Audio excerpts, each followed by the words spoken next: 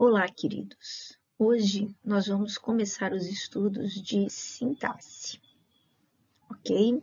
E vamos começar por sujeito. Vamos lá. Então, vamos ver o que é sintaxe. É a parte da gramática que estuda a relação entre os termos de uma oração ou entre as orações que formam um período. Então, a palavra-chave aqui é verbo. Não há análise sintática sem verbo, ok? Termos essenciais da oração, sujeito e predicado. Né? Por que sujeito e predicado são os termos essenciais da oração? Sujeito é o ser a quem o verbo se refere, com quem o verbo concorda. Então, o verbo está diretamente relacionado ao sujeito. E o que seria o predicado? O predicado é toda a informação referente ao sujeito. O verbo sempre faz parte do predicado. Vamos para as classificações do sujeito. Iniciando pelo sujeito simples, é aquele que possui apenas um núcleo. Lembrando que núcleo é a palavra mais importante, né? E aqui nós temos um exemplo. Ontem, a aluna do terceiro ano saiu de casa apressadamente. Então, a aluna do terceiro ano é o sujeito. Aluna é o núcleo, né? E o verbo concorda com o núcleo. Já o sujeito composto possui mais de um núcleo, ou seja, mais de uma palavra. Saíram da sala de aula nesta manhã Alex e Gabriel. Aqui eu tenho o núcleo Alex e o outro núcleo Gabriel. Geralmente, no sujeito composto, os núcleos vão estar separados por vírgulas ou por conjunções. Sujeito oculto. O sujeito oculto, ele também pode ser conhecido como desinencial ou elíptico. É um sujeito determinado, tá? É identificado pela desinência verbal, então pela desinência do verbo, a desinência pessoal. Recebi notícias do João. Recebi, nota-se aqui que se refere à primeira pessoa do singular. Falaste com teu irmão hoje cedo? Falaste, está aqui a desinência que representa o tu, a segunda pessoa do singular. Foi dormir tarde. Foi, aqui, ó, se refere à terceira pessoa do singular, ele ou ela. Aproveitamos o feriadão, aqui o mos, né? Refere-se à primeira pessoa do plural. E revisaste a matéria estudada? Aqui, ó, STS, refere-se à segunda pessoa do plural, que é o vós. Então, o sujeito oculto é representado pelo verbo. Não aparece o sujeito, mas pelas desinências verbais conseguimos identificá-lo, né? Que podem ser primeira pessoa do singular, segunda pessoa do singular, terceira pessoa do singular. Primeira pessoa do plural e segunda pessoa do plural. Já o sujeito indeterminado, ele não pode ser identificado. E existem duas situações para isso. Vamos iniciar aqui pela terceira pessoa do plural. Então, quando eu tenho verbo na terceira pessoa do plural, eles, elas, né? Em frases descontextualizadas, eu vou ter o sujeito indeterminado. Chegaram a São Paulo às 23 horas. Chegaram eles, elas. Eu não sei de quem se trata. Eles, elas, podem ser duas pessoas, podem ser três, podem ser muito mais. Então, quando eu tiver aqui uma frase descontextualizada e o verbo estiver na terceira pessoa do plural, eu tenho sujeito indeterminado. Porém, se esse verbo na terceira pessoa do plural estiver em frases contextualizadas, o sujeito vai se classificar em oculto. Exemplo, hoje os alunos sairão mais tarde do colégio, pois terão reunião com o coordenador. Por que terão aqui, ó, pois terão reunião com o coordenador? Nesta oração eu tenho sujeito oculto e não indeterminado.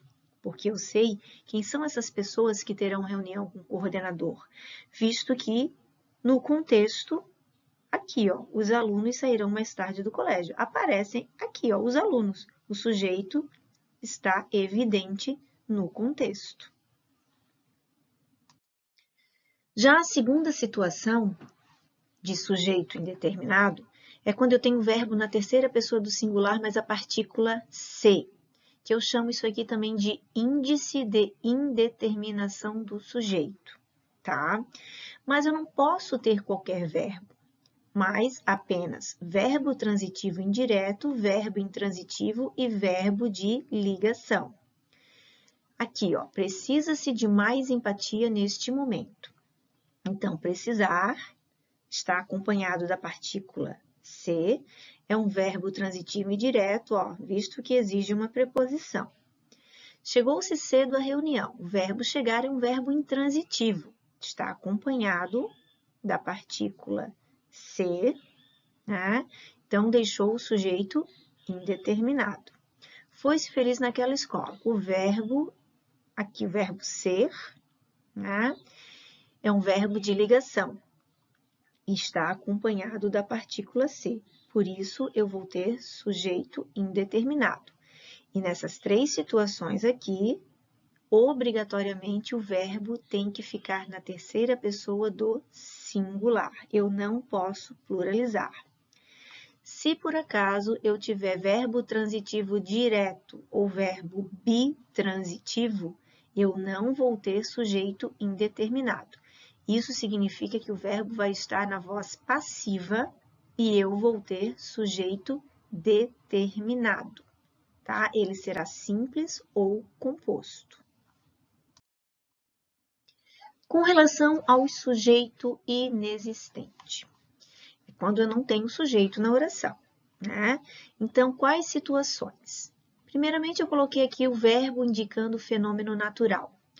Então, quando eu tenho sujeito inexistente, a regra geral é terceira pessoa do singular.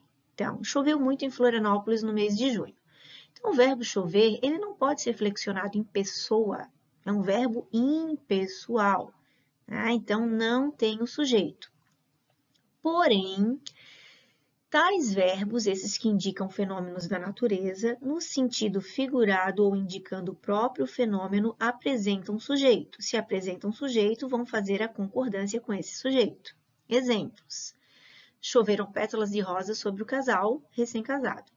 Então, pétalas de rosa vai ser o sujeito do verbo chover, né? Está flexionado aqui, ó. Observem que continua na terceira pessoa, só que aqui vai ficar no plural, concordando com o sujeito que está no plural. Choveram águas torrenciais nesse fim de tarde. Aqui é o fenômeno indicando o próprio fenômeno, né? Então, águas torrenciais, terceira pessoa do plural, o verbo concorda. Ok?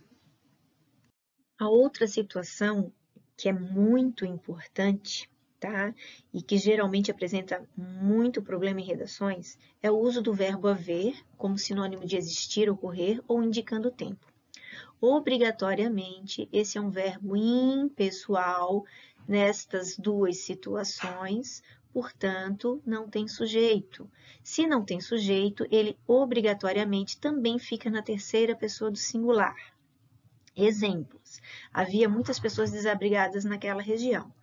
Aqui, ó, havia e não haviam. Por quê? Muitas pessoas desabrigadas é o objeto direto do verbo haver, não é o sujeito desse verbo. Esse verbo não apresenta sujeito, portanto, ele tem que ficar no singular. Há horas que não o vejo. Há horas, né? Aqui é a oração que eu estou analisando.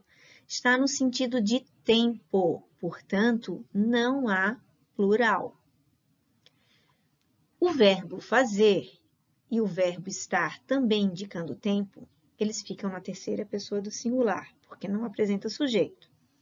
Faz horas que não tenho notícias deles. Então, aqui, faz horas. Não é fazem horas, é faz horas. Porque nesta situação aqui, este verbo está indicando tempo. Está muito frio aqui.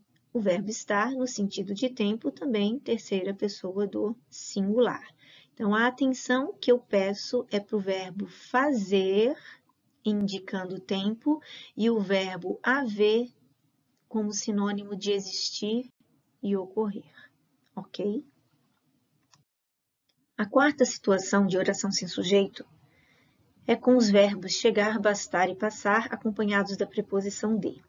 Assim como as demais situações, esses verbos permanecem na terceira pessoa do singular, porque não há sujeito, logicamente. Então, exemplos. Chega de tantas promessas, basta de ironias, já passa das 9 horas. Então, mesmo com os termos pluralizados, aqui, ó, eles ficam no singular porque não há sujeito. A quinta situação é referente ao verbo ser, indicando tempo ou distância. O verbo ser, ele é um pouquinho atípico, porque ele vai concordar com a expressão numérica. Então, ele não fica simplesmente na terceira pessoa do singular. Ele pode ir para o plural de acordo com o número. Então, aqui, ó, já são 10 horas. 10, né? Então, obrigatoriamente, ele vai para o plural. É 1 quilômetro daqui ao camelão. Então, 1 quilômetro aqui, então o verbo fica no singular. Então, ele vai flexionar em terceira pessoa do singular ou plural, de acordo com a expressão numérica. A última situação é com sujeito oracional. Nesta situação, eu tenho período composto, né? E é quando nós estudamos as orações subordinadas substantivas, né? Então, eu coloquei 3 exemplos aqui, ó. A oração principal é provável. Aí, que haja reunião na próxima segunda-feira vai ser o sujeito da oração principal. Convém que você estude mais. Que você estude mais é o sujeito, a oração inteira é o sujeito da oração principal. Sabe-se que haverá festa junina em 20 de junho. Que haverá festa junina em 20 de junho é o sujeito de sabe-se.